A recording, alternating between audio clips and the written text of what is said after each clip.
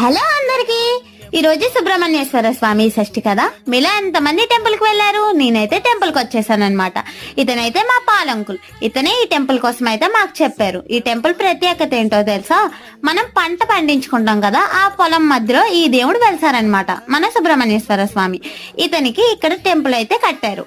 ఇంకొకటి ఏంటంటే, ఈ గుడి చాలా దూరం, బట్ అందరూ చాలా మంది జనాలు తెలుసుకుంటూ వస్తున్నారనమాట. మీలో ఎంత మందికి ఇలా టెంపుల్ దూరం అయినా సరే తెలుసుకొని మరీ వెళ్ళడం ఇష్టం చెప్పండి. నాకైతే చాలా ఇష్టం అనమాట. చూసారు కదా, లోన్ అయితే సుబ్రహ్మణ్యేశ్వర స్వామి ఉన్నారు, చుట్టూ పొలాలు, చాలా అందంగా ఉంది, మధ్యలో దేవుడు అనమాట. సో మేమైతే మా పూజ పూర్తి చేసుకుని ఇంటికి వెళ్ళిపోతుంటే ఇతనైతే మా బాబుకి ఆశీర్వదిస్తున్నారనమాట. నీకు 2 కోట్ల కట్నం, కారు కూడా ఇచ్చే, కోడలు రావాలమ్మా అని చెప్పి అయితే ఆశీర్వదించారు.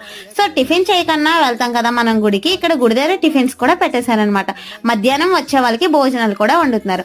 అదే మాకు అవ్వదు, సో మేమైతే